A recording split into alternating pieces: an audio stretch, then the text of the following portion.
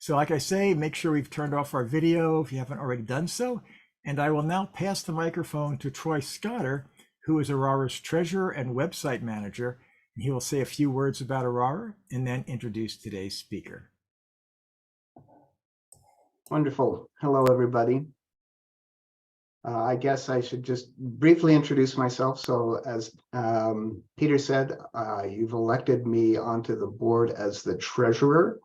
I also manage membership and the website. So if you have any concerns or issues related to those things, send me an email or an item in the chat and I'll be happy to talk to you. But I'm more interested in introducing our speaker tonight, who is David Kaiser. David Kaiser. I'm sorry. David Kaiser, although he shares his last name that sounds the same as Jim Kaiser's, they are not the same person, but they both live in Portland. And I admit that I sometimes share a secret fantasy that they will adopt each other and end the confusion about who is related to whom. To make things even more confusing, they both share a passion for biographic rock art and have recently collaborated on a book on that subject. So maybe if you hear one speak, you're actually getting the benefit of both. Many of you will know that Dave has recently finished a 4-year term on the ARARA board. I appreciate Dave's work with the board. He's always calm and thoughtful, which is something that I generally am not. Although he typically shows up in our board meetings with a hulking Star Wars stormtrooper statue behind him, which kind of gives me a subtle fear that if I don't agree with him, that life as I know it might be terminated. Dave has managed our online Zoom presentation committee, the benefits that you're seeing right now, and will continue to do so even though he's not on the board. If you'd like to speak or have a great idea of someone you would like to hear, please let Dave know. Dave also managed our 2 online conferences during the COVID years when we chose not to meet in person. He and the other staff that he works with did a wonderful job of hosting us with a new technology that required a lot of background work to make it look like it came off as seamlessly as it did. Without David, I don't think we would have succeeded in either of those 2 conferences. And so I'm pleased to turn over the time now to David Kaiser for his presentation on Hoofprints and Footprints, the Grammar of Biographical Rock Art. Thank you very much, Troy. Appreciate it. Very nice intro. Getting things going here.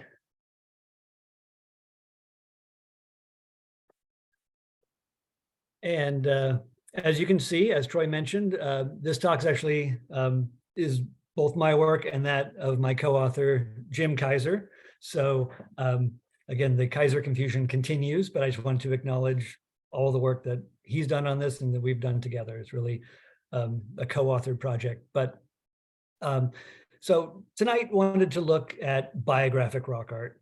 And often when people think of Plains rock art, they are often thinking of biographic art. It's very iconic. You have warriors on horses and guns and spears and fighting each other and things like that. But it's just one of many styles of rock art found on the plains. There's hoofprint tradition, Dinwoody, vertical series, all of those sort of things. But grammar or the biographic rock art really is, I think, an outstanding thing that people really think about when they think about the plains. But it didn't just occur in a vacuum. It really originated from the ceremonial tradition rock art. And this rock art is much more static. It can often show images of people and animals, sometimes connected. It can be shamanistic. It could also be warrior art. And that's really where the origins of the biographic tradition came from. Here you can see on these images, while it's showing warriors with weapons and shields, it's very static. They're presenting themselves more to a supernatural audience. They're not engaged in combat. It's not telling a story. Although we do see in pre-European contact, the gradual shift from this static art into a more dynamic narrative art that occurs and becomes biographic rock art, where images start showing counting coups or acts of bravery or fighting each other. And so just really want to think of that's where all this came from, but it becomes much more dynamic. And then the question is really, since they're telling these narrative stories in biographic rock art, is it really a kind of written language, or is it just, pretty pictures anyone can figure out? And we argue that it is very much a language that you need to know the rules, the grammar, the conventions, all of that, so you can really understand it. And we have this great quote here from Denig, a mountain man in 1854, where he mentions that most Indians can carve or paint who they are, where going, whence come, how many men, horses, and guns the party is composed of, whether they have killed enemies or lost friends, and if so, how many, etc. And all Indians, friend or foe, will have no difficulty in reading the same, though such representations would be quite unintelligible to whites unless instructed. And that's really the key, is we can all see these images, but the grammar of this language and the structure of it is something that you need to be instructed with. It's like any language, it's culturally dependent, and there are rules and things you need to learn. And that's what I want to look at tonight, is some of the narrative structures and conventions that are used in this art.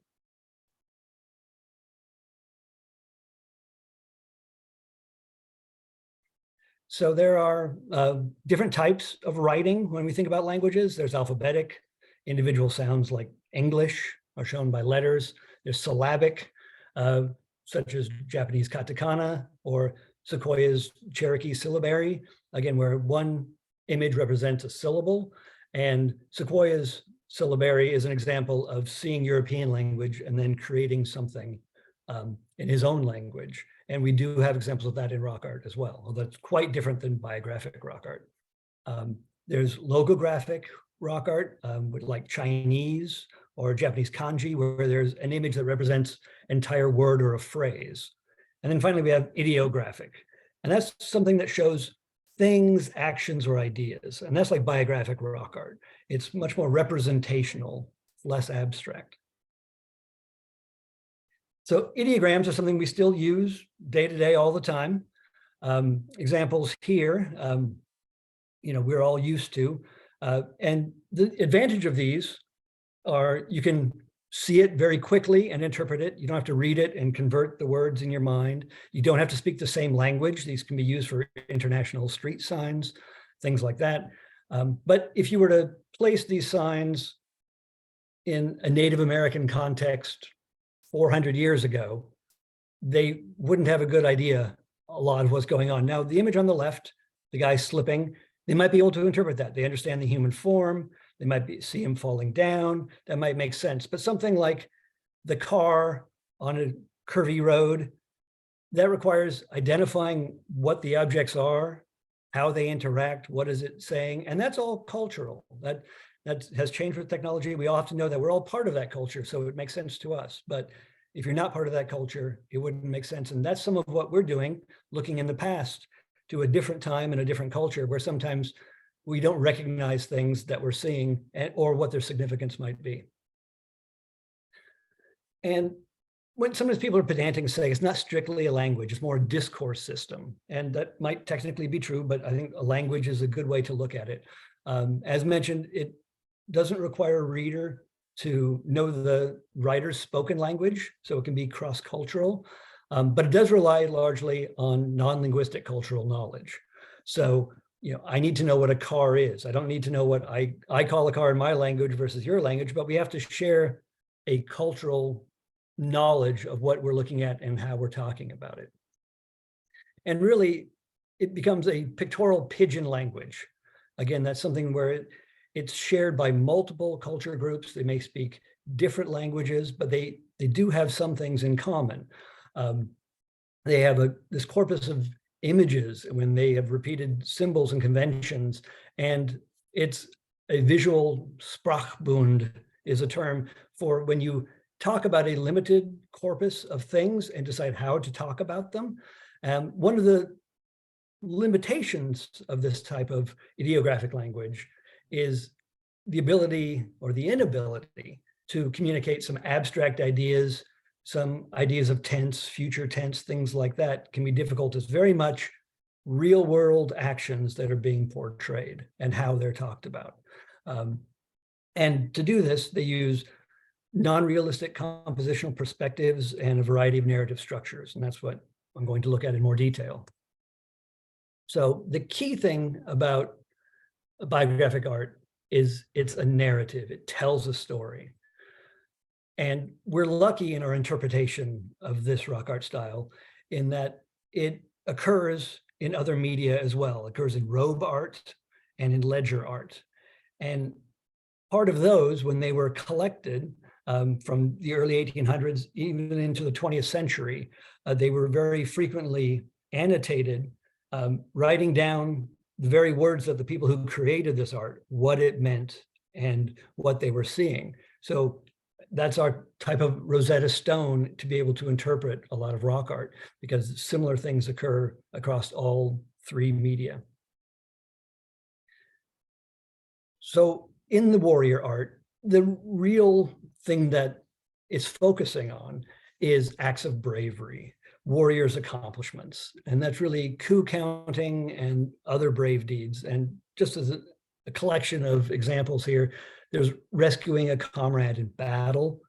There's striking an enemy, which would be counting coup on them, touching them either with your weapon or your hand, or capturing their weapon or something else in combat. There's stealing an enemy's horse. There's also demonstrating your courage by parading in front of a well-armed enemy, was able to withstand a fuselage of fire, standing up against all these weapons in your enemy and then walking away from it, showing how brave you are. And one way we interpret what these things are is the winners and losers posture that we see in the art. Often the loser in these battles is shown falling over, leaning backwards, as we can see on the top here. The image on the top left, you can see the larger image falling down, letting go of his gun. The gun is floating away, being captured by the warrior who's leaning in to pick it up. And the opposite is also true. The winner's posture is often shown very active, often leaning in a much more forward moving action. So again, we have this winner's loser's posture, which sometimes trying to figure out in a battle, who's coming out on top? Who's our protagonist? And one of the other key elements can be the way that the tracks tell the story about what's going on, where they came from, where they went. And that's really this temporal aspect about I did this and then I did that, and you can see where they did it as well. Here you can see the horse's hoof prints on the top, showing them riding into battle, striking their enemy with a metal-tipped spear and then capturing his gun. Down below, we have two images using footprints on the bottom. One is reusing some pre-existing imagery. The initial image was a red painted scene, which is shown in the dark black down below. And that showed footprints where these three men came, and then where they gathered, they bivouacked, waiting for the time to steal the enemy's horses. Then we can see them there with the 10 horses indicated by the rows of hooves next to them where they stole the horses. A later artist came by, saw this art and thought, I can reuse that in my own drawing. And he incised a circle around that circle of footprints and then drew himself at the end of that track sequence. So he's showing where that circle becomes a fortification, and the footprints show where he went into that fortification, captured the enemy's gun, which you see there in front of him. So the footprints are really telling most of the story here, and always something important to pay attention to. So when reading or interpreting biographic rock art, the four major aspects you need to do is first, correctly identify what we're looking at. And sometimes it's very easy because we all know what a horse or a human looks like, but there can be obscure designs or things that are not part of our day-to-day life. And if you're not immersed in the history or the culture, you may not recognize what it is. And beyond just recognizing what things are, we really need to understand the context of how they're being used, why they're being used, and any conventions that are being expressed as well. And finally, for some of these, the objects become a symbol of something greater than just the object themselves. So for example, here on the left, these are all examples of how a quirt is used in biographic rock art. In A, you see this warrior riding in on his horse, holding in his hand this bifurcated line, which are the two straps of his quirt, where he whips the horse in order to make the horse run fast. This is echoed if you look at the ears of the horse, and they're designed like Y shapes. And those are showing split ears, which is something they would do in order to they believe, to make the horse more sure-footed and a faster runner. So it's emphasizing speed of this horse, both by the whipping of the horse as well as the ears. If you look at B, we see the warrior on the right and holding the reins of his horse. He is dismounted to go into battle. Now that shows great bravery, because you forfeit the advantage of being on your horse and you meet your enemy one-on-one on an equal footing. And here he's striking coup on his enemy who's falling back and whipping him with the quirt in his hand. C, we don't see our protagonist at all. We don't see his horse at all. We do see this floating quirt, which is now striking the enemy. Again, that's implying that the hero has ridden by on his horse and struck the enemy with his quirt, counting coup.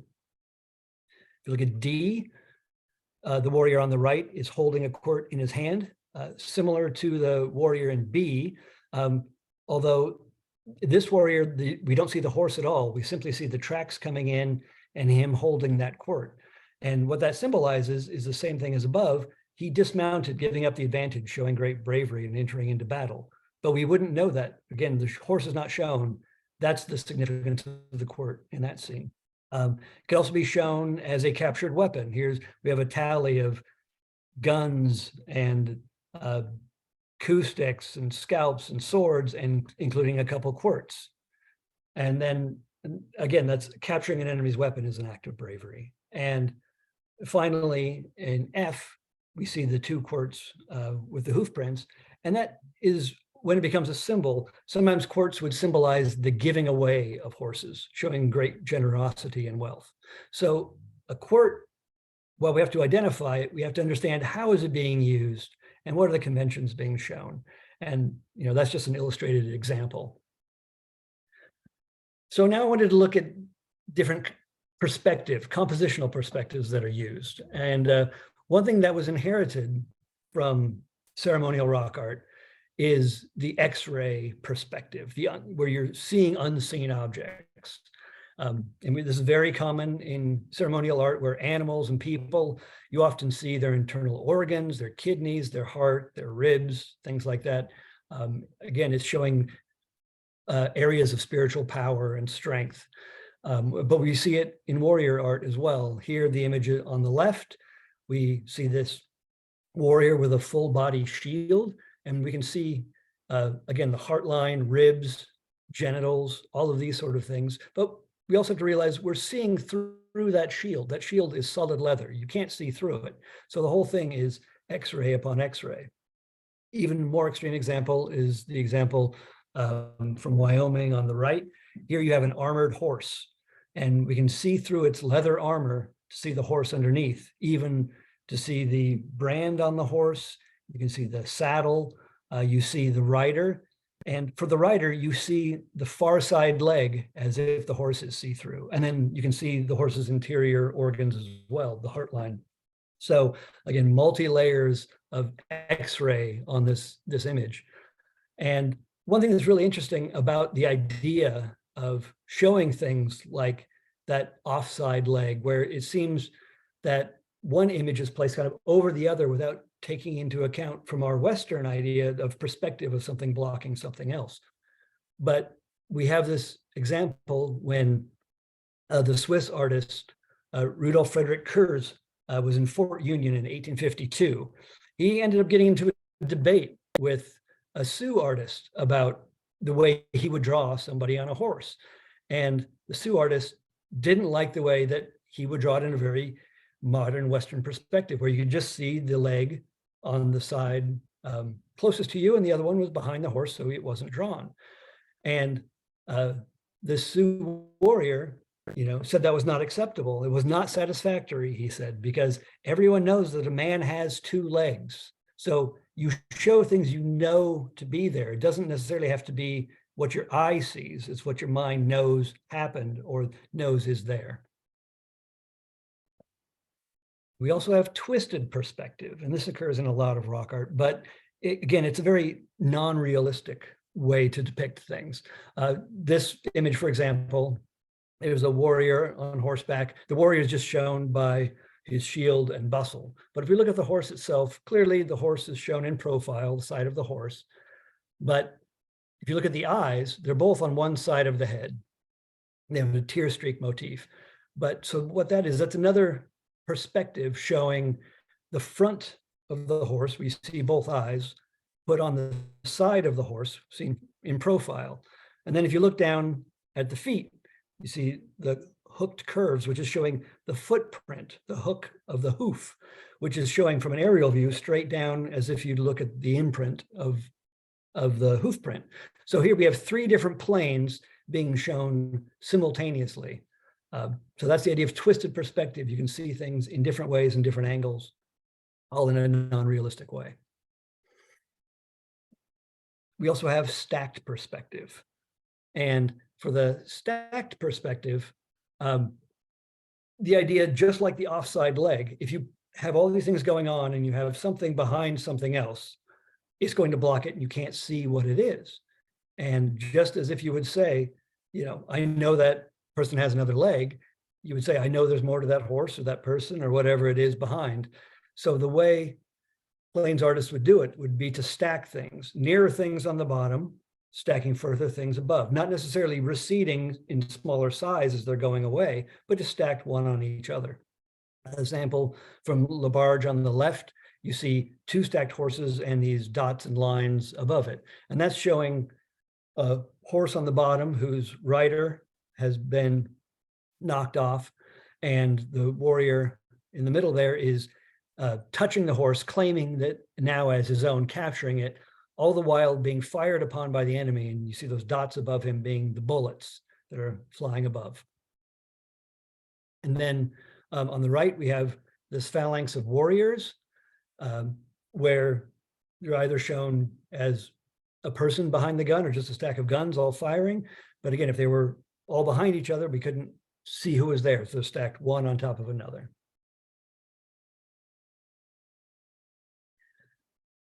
There's the idea of the bird's eye or aerial perspective, looking down on the image. And we see this quite a lot, particularly for track sequences. As you can see on the image on the left, you see all the hoof prints and footprints as people come into battle. And that way we can track where they came from, where they're going. But also the teepee circle on the bottom, it makes that circle, but right in the middle, there's a teepee and you're looking straight down on it. You can just see the teepee poles on it. And there's other perspectives in that figure as well. There's the side view of the horse. There's the front view, although skewed upside down, of the person fighting him. There's all sorts of different perspectives going on.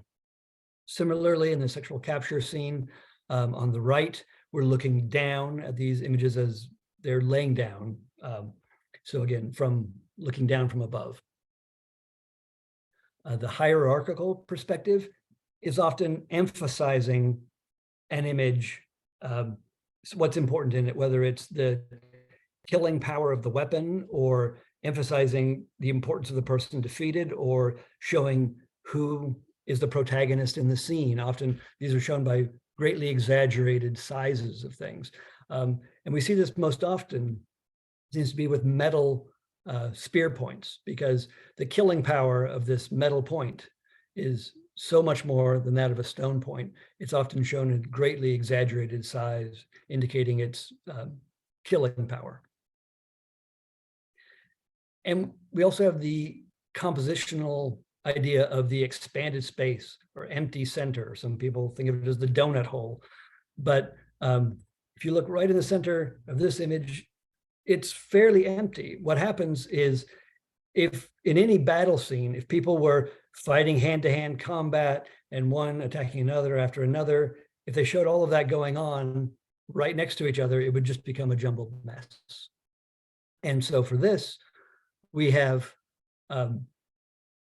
the protagonist and antagonist, all the characters kind of move to the side of the frame, and then action happens in that empty space in between. So here we see footprints and bullets and all of those sort of things happening in the center. And that's the idea of this empty space, expanded center that we see.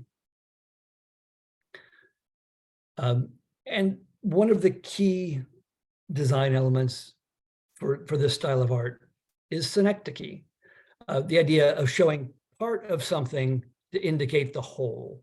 And this can often get more and more abstracted as you do this. So for example, here we have the same sexual capture scene shown in different ways. One, very explicit on the left. You can see the character as he's reaching up and touching her private parts. In the center, we have the vulva capture shown, but you see the arm only of the figure. And we clearly know that it's a female by the emphasized hips. And then on the right, we have just the vulva form and this hand. So it becomes more and more abstracted. And again, you need to know what that would mean, what these images are, and to understand sometimes when you see these sort of, somewhat more abstracted images. An example here for horses. In this image from Box Canyon, Colorado in the upper left, fully displayed horse, wonderful, all the details. It's got a Spanish chain bit. It's got a triangle face ornaments, all sorts of things going on that horse, very detailed. But you can also show a horse simply by its tracks, as we've seen. Here you can see that on the upper right. In just the hoof prints are all you need to show that there's a horse. And then on the lower section, there are some complete horses, but there's all these two-line arced shapes covering that. And that's a whole herd of horses. A shorthand horse simply shows the arc of the neck and maybe that of the head. So it's very simplified, but again, it's not an explicit depiction. Similarly, in combat, sometimes the protagonist isn't shown, it's simply shown by a floating weapon that could be touching the enemy. Here we have examples of this floating bow counting coup on two of the shield-bearing warriors here. And to the right, we have this bow spear, and here we have a capture hand, just this floating hand showing the action of the capturing of the weapons there. So the capture hand can become very abstracted, but it's a wonderful way to stand in for the entire protagonist of the story. Here you can see on the left, you have this child being captured. You see the disembodied arm and hand touching it. In the center, you have this trident-shaped capture hand, which is a cultural designation of the Blackfoot, who would use that type of capture hand. Anyhow, it's grabbing the enemy's bow in battle. There's on the upper right, same kind of capture hand, grabbing the reins of the horse for capturing an enemy's horse. Again, we see it on its leather war shirt, wonderful disembodied hand, counting coup on the enemy. You can see next to it, there's also a floating bow capturing, tagging the person next to it. And then in the lower right, we have this wonderful figure with this great headdress. You see the footprints showing where he's going and capturing the defeated enemy's weapon, which floats out of his hand. And then you see the capture hand attached to that as well. And oh, sorry, there's, in case you couldn't see them, there they are circled. So as part of this abstraction, it's really becomes an implied actor. We think of it as the hero moving off stage. So you goes from explicit to implicit to inferred narratives, all these different layers. And obviously the most easy to read are the explicit ones, because all the details are really there that you need if you understand what's going on. So in the upper left, we have this wonderful figure with the fringed legging and shirt leading the horse away, stealing a horse. In the middle top, we have this individual between the enemy's teepee and the shorthand horse, again, showing stealing the horse from the enemy's teepee. See it more explicitly, even still, in the far right, where you have this warrior with a headdress. He's cutting the picket rope tied to the horse's foot. So here we see him in the action of cutting the rope and stealing the horse. But it does become more abstracted in the implied middle area. Again, here we see that image with the capture hand grabbing the reins of the horse. Or in the middle, we see just the footprints leading to the teepee and then leading away the horse. Or another very detailed shorthand horse with the line coming down from its nose. That's a cut picket rope. So cut lead rope, and they can lead it away. But on the bottom is that inferred narrative. And, you know, for a long time, people were not able to interpret what was going on there because there's no horse, there's no warrior, what's going on? Well, once we understand what the lexicon is and what the vocabulary is, we realize that that is the enemy's teepee, and each of those X's is showing a picket pin, and the picket pin becomes symbolic of stealing a horse, where you cut the picket rope from the picket pin and take it away. So again, it becomes very abstracted. And here's some examples of from both the Blackfoot and the affiliated Missouri River tribes. So there's various capture hands. Some, again, are more diagnostic. The capture hand with the curved hitchhike thumb is very typical of the Crow. The trident is very much of the Blackfoot, but they can vary quite a lot as well.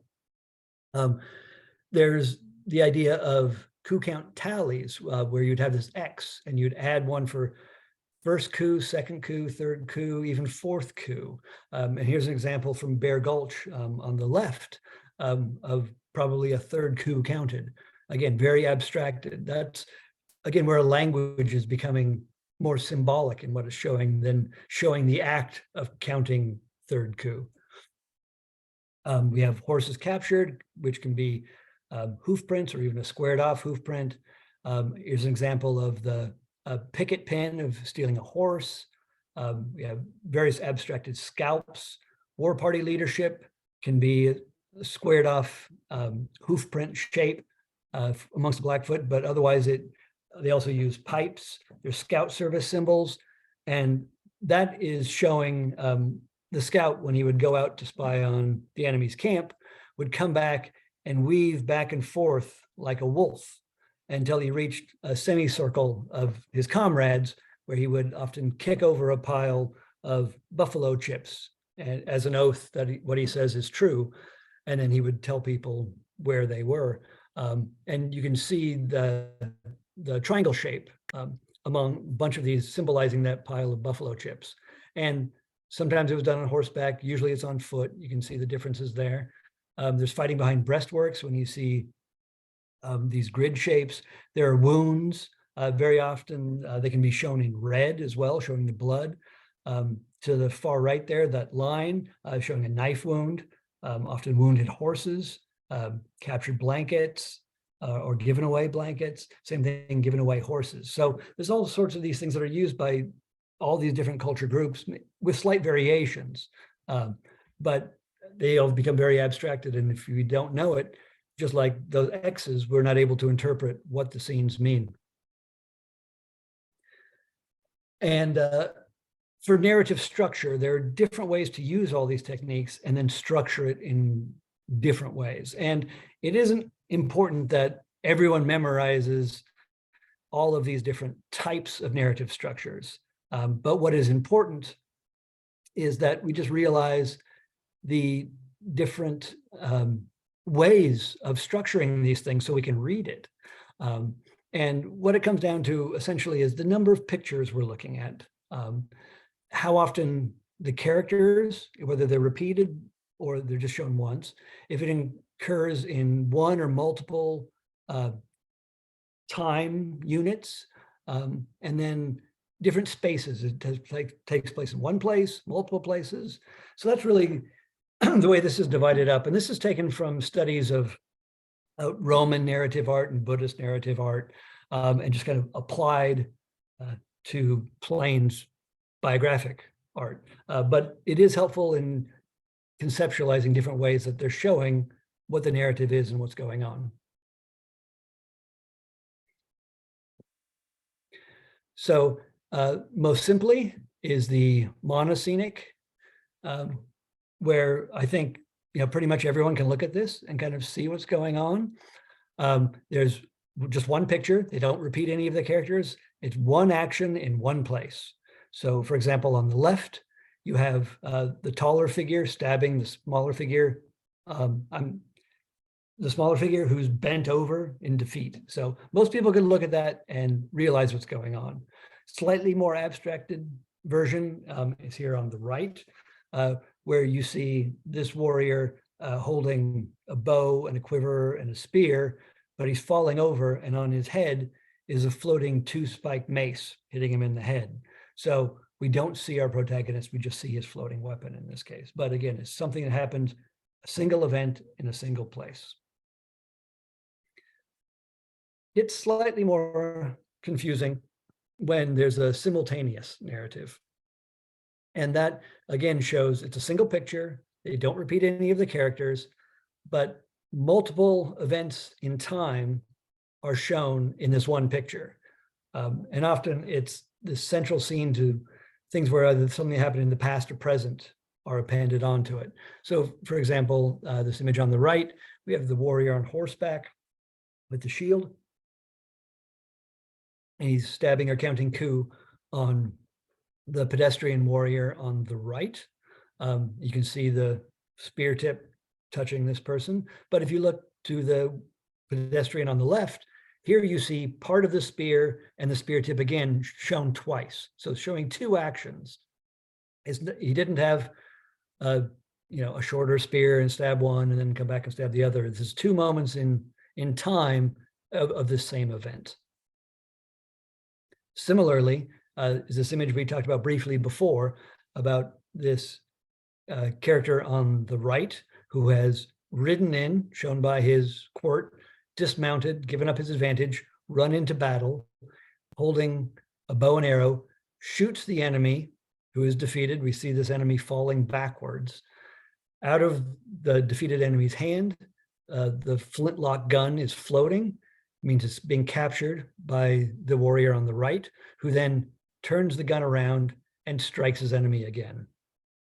And this is also a good example of that empty center. Again, you see the two characters off to the side and almost all the actions happening with all these floating weapons and things in the center of the image. But the essential idea is there are two men fighting, but you append where did this one character came from and then what happened. So again, you have stuff in essentially the past of what we see and the future from what we see. There's a progressive narrative. Again, it's a single picture showing multiple narrative events, only showing each character once again, but these are events that occur at different times and can also be at different locations.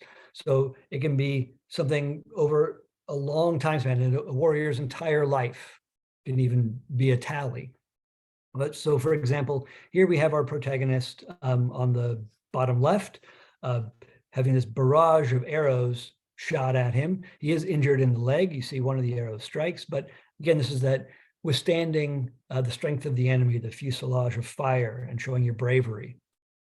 And then to the right, we have 3 shield-bearing warriors, all being touched with his bow spear, one in the head, one in the leg, one on the shield, counting coup on them. Another pedestrian figure is being touched with an elaborately decorated arrow. And then to the far right, there are 2 women shown by the lines under their arms as breasts and their emphasized hips. And they have this bow spear floating over them, showing control over them, of capturing them. So again, this likely happened over a long time period in different times in different places. but all shown in one picture. Similarly, tallies are much the same. Here at Manuel Lisa again, we have a series of shorthand enemies where we just see the heads. These are not beheaded figures. They're just shorthand figures where you can see them being struck with a spontoon tomahawk or a spear, and it's a tally of his coups that he counted. Same thing is implied with captured weapons. Again, these could be a big battle, but it could also be the weapons captured over a career of warfare engagement. A cyclical narrative is usually a larger composition, and has areas that tell different parts of the story. And you can have viewpoints from multiple actors. It doesn't all have to be from our protagonist's point of view. It's more, here's a big event and all the different things that happened. Characters are shown more than once, taking part in multiple scenes in multiple locations. And so it's telling, smaller parts of this bigger story. And the example here from the Elkhead ledger, if you look down in the lower left, here we see Elkhead as a baby being carried by his mother who was attacked by a warrior. But we also see him as a full-grown adult engaging in battle. So again, very different times and places, but all in this big collage of his accomplishments that are shown here. Similarly, this is a big battle scene at LaBarge Bluffs in Wyoming. And if you look at the lower right, you see this woman with this beautiful elk tooth sash. She's being captured by the enemy. But we see her again in the upper right, where she's shown to the assembled tribe, and then they are reenacting her capture to tell everyone what happens and bring her into the tribe. So we have the same character shown 3 times in this one image. Similarly, in this scene from Hussey Myers in Texas, we have this warrior shown repeatedly, very distinct things. And we know it's the same person. It's the long hair with the conchos in it. He has a striped shield and a very distinct spear that often floats over his head. Now, that could very well be a type of name glyph, something to identify as who he is. But again, we see him in various combat situations, both with other indigenous people, as well as the Spanish. So again, this is a tally that takes place in different times and different places, all put together, and we see him again and again and again. In a continuous narrative, this one is somewhat unusual in rock art, and the main reason is it's much like the last one, where it's one or more characters shown more than once in multiple scenes, but here it all takes place in one established landscape. And we don't have a lot of landscape features in biographic rock art. Occasionally, if they impact the stories, if you're hiding behind a tree, waiting to steal a horse or something, it'll be shown, but usually they don't show a lot of landscape features. Again, this is very prominent in things like Roman art, which is where this narrative type came from, but we do have examples, like in the Howling Wolf ledger. We see this wonderful horse racing scene, and you see the trees and the river and the hills and everyone gathered, and they're all watching the whole race. And we can see the same horse twice in here. First, you see him paraded around before the race, everyone taking a look at it. It's not only the same color, but you can see the 2 lines on the rump of the horse. And this is often paint that shows a speedy horse. But you can see it, the tracks leading where the race goes, and then you can see in the larger image where this horse and rider are victorious. But it's all going through the same landscape, even though we're seeing our protagonist more than once. And finally, we have serial narratives. And these are individual pictures which are separated as different episodes of a larger story. And similarly, in each frame, you only see the characters once. So, I think of this very much as a comic strip in a newspaper where, in the first square, you see the character come in and then they interact in the middle square, and the third square, they leave, or give you the punchline, whatever that might be. So again, there have different episodes divided up into individual pictures. And here's an example from the big nose robe. And you can see there's all these different accomplishments shown on this robe, and they all have these blocks drawn around them. And really, this started happening around the time that they were selling robes and ledger art. They were selling these things to Europeans who couldn't really comprehend the jumble of everything together. And so sometimes it would be the collectors, but more often it would be the native artists who would divide things up into these different sections, showing this is one story, this is another story, this is another. So here we have an example of Running Rabbit with his robe. And if you look closely, you can see the dividing lines that he's drawing in between everything. So all that said, there are various ways that they can structure these narratives. All these narrative types. There's the different ways to use synecdoche. There's different symbols we can use.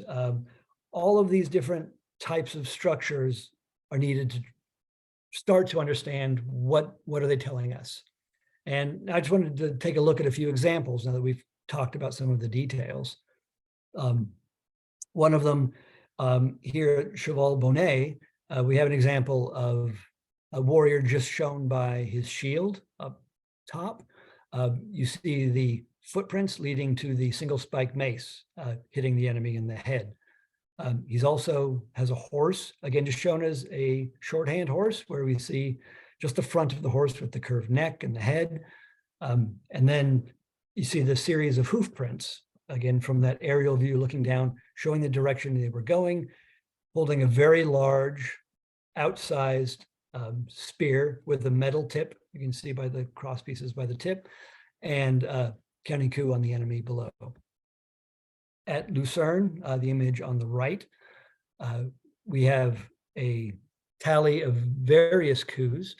Starting from the top, we have this tomahawk with a beautiful tab on the end, big, probably feather leather tab, and other designs at the top of it. But it's counting coup on this bowman on the top. And each of these bowmen are standing there holding their bow, the bowstring indicated by this dashed line, but both of their arms are forward and engaged as if knocking an arrow. But if you look from that upper weapon, you see the dots coming down and then touching the quiver that the upper warrior has, capturing that quiver. And then immediately by that same warrior's knee, there's just a small floating line. And I think that might be a secondary coup being counted on that figure. The middle figure, very similar. It has coup being counted on it with a big banner lance, a lance that had a big piece of cloth or leather decorated with feathers, often symbolizing a warrior society, but being struck with that, probably first coup. There's another decorated spear, likely counting second coup.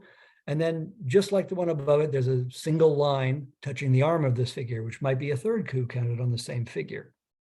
On the bottom, you can see the hoof print showing the horse coming in, and then the floating quirt as they counted coup on this figure riding by and striking with the quirt.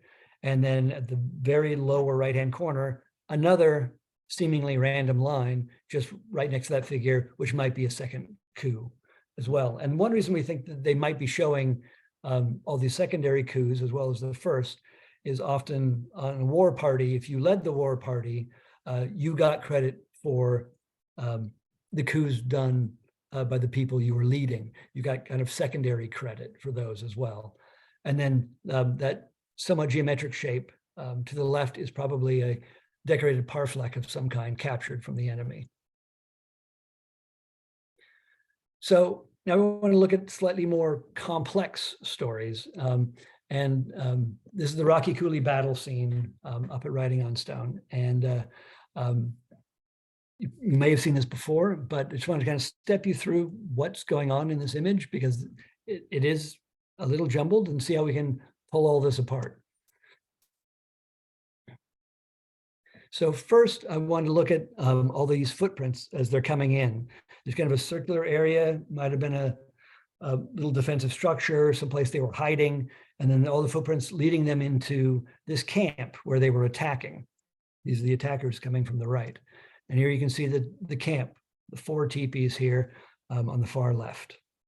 So defenders ride out from the camp. Here you can see the line of hoof prints as they ride out to engage with the enemy. This figure on horseback with a large shield, he engages the uppermost enemy. He's got a long spear. He stabs the enemy who's bent over in defeat. There are these lines coming from his stomach, either blood or intestines, something like that, again, showing his defeat.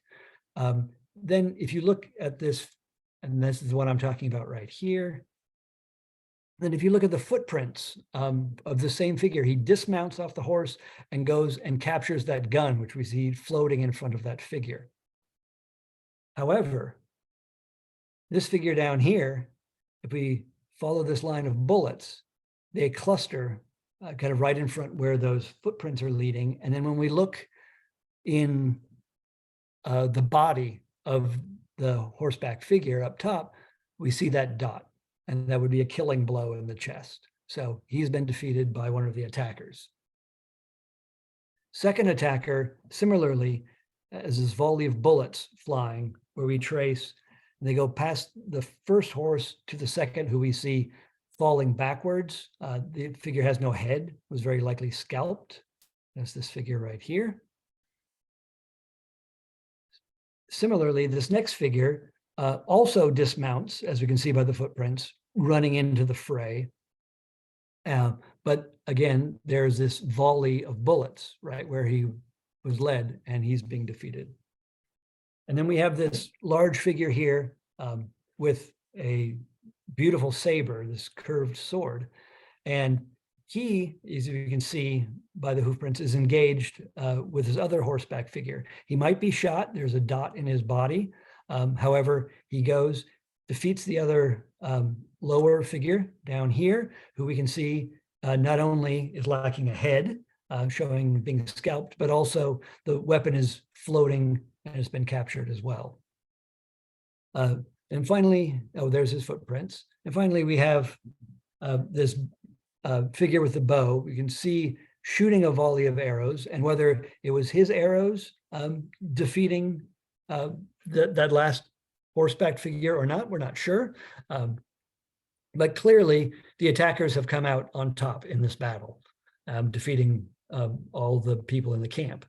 But we do have these 4 figures here, pedestrian figures, and these most likely, we see their footprints coming from the teepees, and these 4 unarmed figures are very likely the 4 wives of the defenders who are now being captured and taken by the attackers. So again, kind of breaking down the various ways that they tell these stories and following the dots, we're able to read these scenes. And finally, I just wanted to look at this tally from Ellison's Rock. It's a beautiful image. And this first figure here, upside down, may or may not indicate death, we're not sure, but it's being struck with a spear with a metal tip and a decorated tab hanging off the end. And if that was all that was in the image, was just that, it would, be a simple monoscenic narrative, but it gets more complex. Again, we have this figure, which might have been at the same battle or not, we're not sure, but the weapon looks the same. So it could have been at the same time, but he's also being struck with the same weapon. The next figure, we can see what's happening in the narrative. Again, by the footprints, we see the hoofprints as our protagonist rides in, dismounts again, giving up the advantage, runs into battle, we see by the footprints, and then strikes the enemy with a spear or acoustic and defeats them, captures the bow and arrow you see floating out of this figure's hand. Similarly, this figure down here, we see in the footprints, we see the hoofprint indicating the horse, the dismount where it ran into battle, with the tomahawk, defeated his enemy, stole the quiver. Up here, again, here's our quirt, and here's an instance where our hero does not dismount. We see just a series of hoof prints as he rides by and counts coup on the enemy. And then we have this figure here where our hero was on foot. We can see by the footprints, strikes this figure with his bow, counting coup, and captures the spontoon tomahawk seen floating out of this figure's hand. And finally, we have this last figure here. And this figure might just be a tally of another defeated enemy, but there's no narrative involved. And so it seems more likely that this is actually our hero being shown. And the footprints do lead from this hero up to that bow. So it's either another defeated enemy, but I think it's more likely that this is our warrior protagonist who drew this art. But again, all of these different ways to compose these stories. And I hope that, in trying to unravel these things, really we're reading these stories that these warriors wanted to be read. That was their whole point. They wanted friend and foe to know their great accomplishments and what they did. This was not a secret private art. This was very public. This was declaring their power. They would put this in the enemy's territory to taunt them. They would want people to know. They would paint similar things on their robes, on their war shirts. They would draw it in ledger books.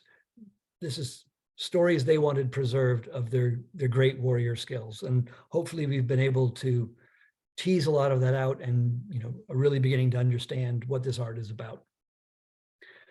And I just wanted to end with a little plug.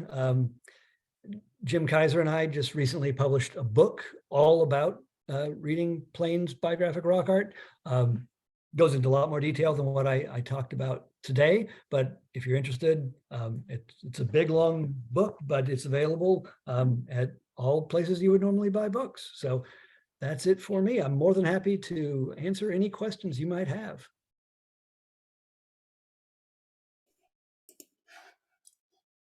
Thank you, Dave. And we do have some questions. Okay. So let's, maybe we'll start just by talking about time period. So at what point did this kind of biographic rock art appear? The earliest examples we find are around 1,000 years ago, really between 1,000 and 1,300 is where we start to see that change from ceremonial art into this narrative biographic style. So, and again, we do see that as an evolution. It didn't just happen immediately. Okay, so it did precede European picture books. Yes, yeah, and there was a lot of debate. Sometimes people said, "Oh, they clearly saw European writing and they were trying to copy it," but no, it definitely predates European contact. Yeah, now we know the Incas would make up songs to commemorate various battles and such. Were any of these? I mean, could you? And then we have the Ojibwe, right? The song scrolls. Which were also meant to be sung, and the scrolls were there, the pictures were there as mnemonics for the songs. Could that be happening here? Do we have any evidence one way or the other? To some extent, it is, in that I think these can be read not as a mnemonic as much, but often what they would do is when they would draw this, they would then recite what they did. They would use it as an illustration and a guide of here I am, I came in and I did this action and I did that. And that could be one reason why so often I think that, they use this synecdoche where the actor is not shown, because the actor is often standing right there saying, look, I killed this guy and I stole this horse and I did that. So it was often used in a sort of ritual recital of telling the great deeds. But that said, they also wanted it to be detailed enough that their enemy or anyone else who saw that would still know what's going on. So it wasn't simply a mnemonic like a winter count generally is, that you have to know the story to know what is going on. Here, the story should be contained within the art itself. So we have historic accounts of people who claim they created the rock art, saying that this is the story? A little bit on the rock art, but primarily we have it in robe art and in ledger art. And we specifically know the people who did it. They described what it was showing, why they drew it the way they did. And, that was written down at the time, and very often in the very words of the artist who did it. So that, as I mentioned, is kind of the Rosetta Stone for those things that we're not able to tease out. We can go back and we can say, oh, this person said, I'm drawing this because. Some more specific questions and comments I'm going to share here. So somebody said, I don't think the Indians often dismounted to fight. They fought on horseback from all the readings I found for Indian wars anyway. So what's our evidence that they would dismount to fight? Well, I mean, clearly we have evidence of the art itself, but we do have historical accounts where it's mentioned that, it shows particular bravery to give up an advantage. Okay, so we do have evidence of that. Yeah. Were the hero or protagonist individually identified in some way in the art? Sometimes, yes. Sometimes they're very detailed with specific headdresses and face paint and the outfits they wear and their weapons that they have. And I'm sure anyone who knew that person would say, I know who that is. But there are plenty of other examples where they're drawn very generically. And so you wouldn't know. And sometimes you would just know because they would just draw a very elaborate weapon and you can go, oh, that's so-and-so's weapon. But again, it can be very simple sometimes. It can, a floating bow looks like any other floating bow. And if they don't show the artist, we don't know. So again, my answer is it varies. There are definitely some that there would be no doubt that people would recognize who this person was, but that doesn't seem to be as key. That was much more key in ceremonial art, where they would go into great detail in their accoutrements and their hairstyles and their weapons and their weapon flags and all the details in the heraldry on their shield and their face paint and all of that. So there, in that style, that was a big emphasis. It was, this is me. And I think it seems to be portrayed, again, more for a supernatural audience, but those details recede as the narrative takes over. So it's less about who I am, it's more about what I did. Yeah, so I guess sort of along that vein, were like different tribes identifiable based on shield designs, hairstyles or something? Or we're just talking individuals? To some extent, yes. Things like the Crow were very fond of super long hair. And so often they would use pitch and add artificial hair to lengthen it. We have examples in the ethnographic record of, being almost 15 feet long and just crazy, extreme examples. And so we very often see things like that, or Pawnee moccasins, very specific type of moccasin that the Pawnee wore. And we see that in art, and then you can identify who they are. But more often than specific things like heraldry or some of these other things, art styles often tells us not necessarily who is being shown, but who did the art. So there are different groups would draw things like horses or other objects in their own styles. So we know the Crow had a particular way of drawing feathers. We call it crow feathers, obviously. Or I mentioned different types of capture hands. Some of those, the trident hand is always Blackfoot. The curved thumb is a very Crow thing. So there are various ways in art styles. Jim Kaiser did a great study statistically looking at Blackfoot horses and Crow horses and how you can tell the difference in the arch of the neck and those sort of things. But a Blackfoot wouldn't necessarily draw a Crow horse and Crow style. They are drawing in their own Blackfoot style. But so often we can identify who created the art, but it does take things, other identifying features, like I said, the long hair or Pawnee moccasins or something like that, to identify who the enemy might be. Sometimes we can deduce that from territory or other things, but sometimes you just don't know. Are there examples of compositions where one author might override a previous drawing? Yeah, so there's a type of biographic art which is referred to as a calling card, and often you would do that where you go into the enemy's territory and you leave art in their territory. So you're saying, I'm so brave, like, I was here and you couldn't stop me. So you're taunting the enemy about how brave you are. And we have a wonderful example where there's a crow horse image, and right on top of it, boom, Blackfoot says, no, here's my horse. I'm superimposing yours. It's gangs tagging each other, essentially. It's the taunting of that, and showing the bravery of entering the other person's territory and not being caught. Let's see. So we do have a whole bunch of miscellaneous questions here. So I'm going to go back and catch up on some of them. So there was a comment on your X-ray style. This is about a particular illustration, I think. The X-ray style from Arminto, Wyoming. Yeah. Question is, there's a figure in the background that is behind the horse that isn't X-ray. Is that significant?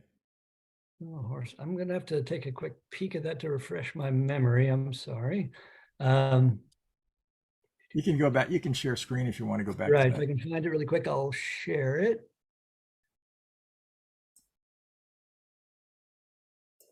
So, I think what might be seen, and here, I'll try to share it really quick.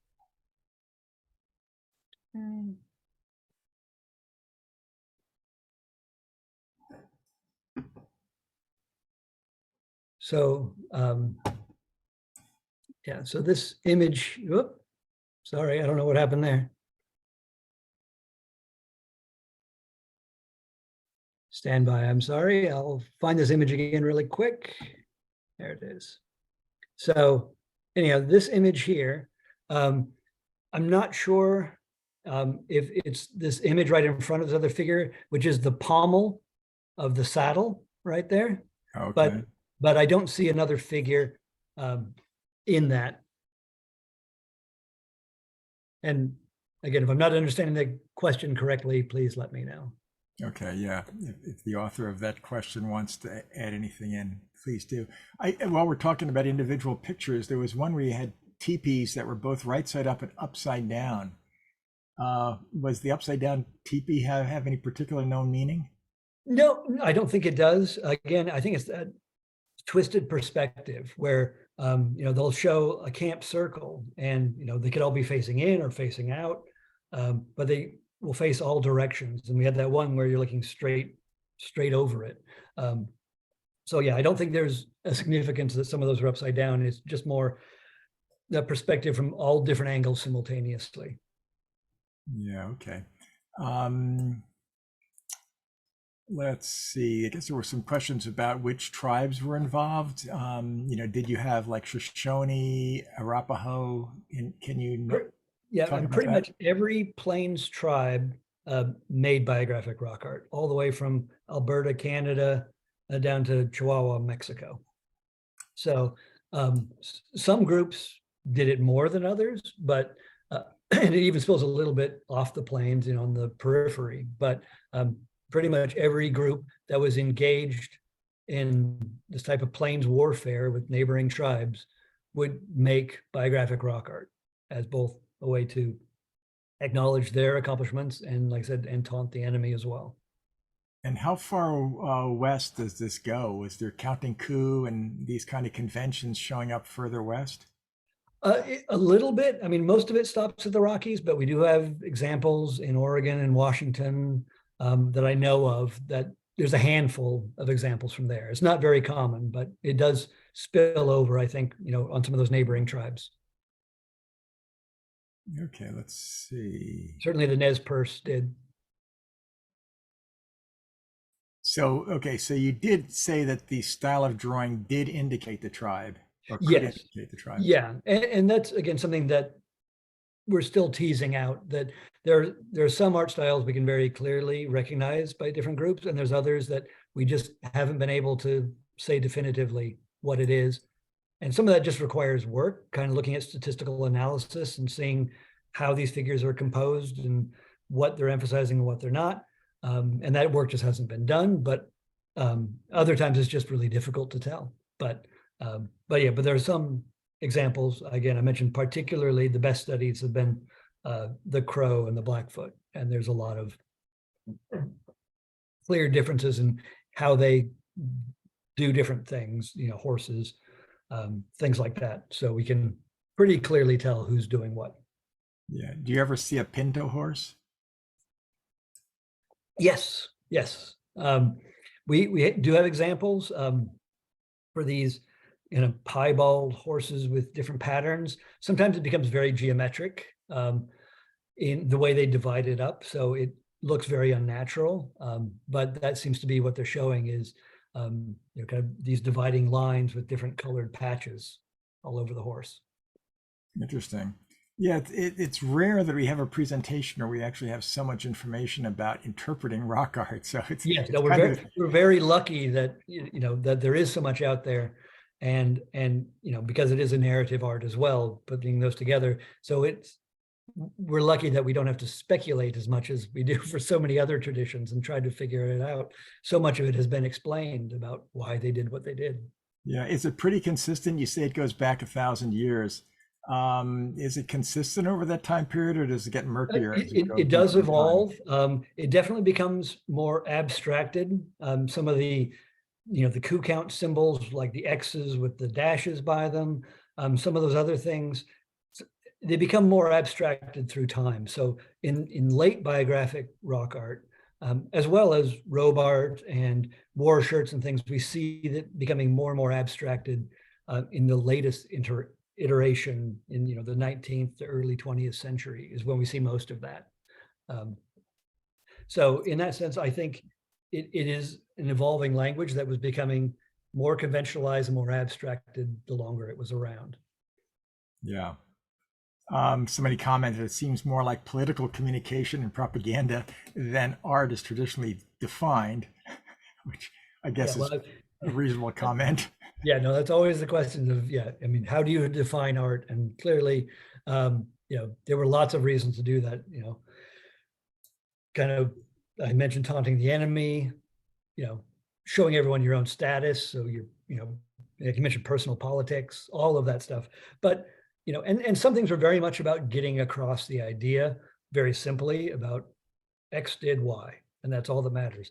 And other times they're beautifully composed by master artists who the aesthetic quality meant something. And I don't think any of this art, the aesthetic quality was secondary to the function of the art. But we do have examples that are quite beautiful. And we have other examples that are just extremely simplistic, but they get the point across. Right, and we could say the same thing about West European art. Yep, a lot of absolutely. a lot of that was political, religious, or propaganda motivated as well. Even though we don't have any problem calling that art for some reason. Right. So I think conclude with maybe one last question, which you kind of answered by showing your book. But the question is, how were you able to learn so much about this? And can you recommend any additional literature on this fascinating subject? Well, I feel a little guilty pushing our book, but it's probably the most detailed, deep dive into it. It's a big 500-page book where really we look at all the different elements that are included and, what they denote and what they connote, and how we, came about a lot of the ideas that I talked about. But, there are lots of publications on biographic rock art, plains rock art in general. Jim Kaiser wrote his book on Plains Indian rock art, which has a section on biographic rock art.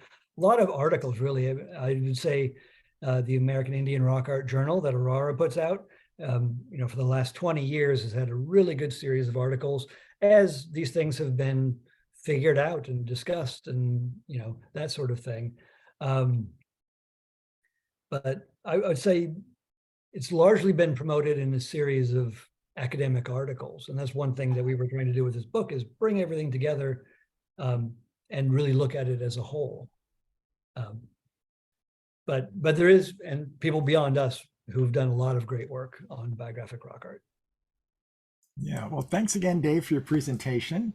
Thanks again to all the attendees for your interest. And if you'd like to learn more about ARARA or get involved, please do check out our website and Facebook pages. One of the things that ARARA does do, if you're not familiar with ARARA, is an annual publication, which is of research works really beautifully done with a lot of illustrations, called the American Indian Rock Art Journal. So, look into that. And you will see a lot of the articles that Dave, the Kaiser, the two Kaisers, as well as other people have written about this subject. We also invite everyone to renew or join our membership to support the study and conservation of rock art. And remind you that our September speaker will be Anne Stoll, presenting her Brazilian Rhapsody Part 2, Nordeste and South Francisco styles. So we're going to get to see some South American rock art. So until next time, good night, everybody, and stay safe.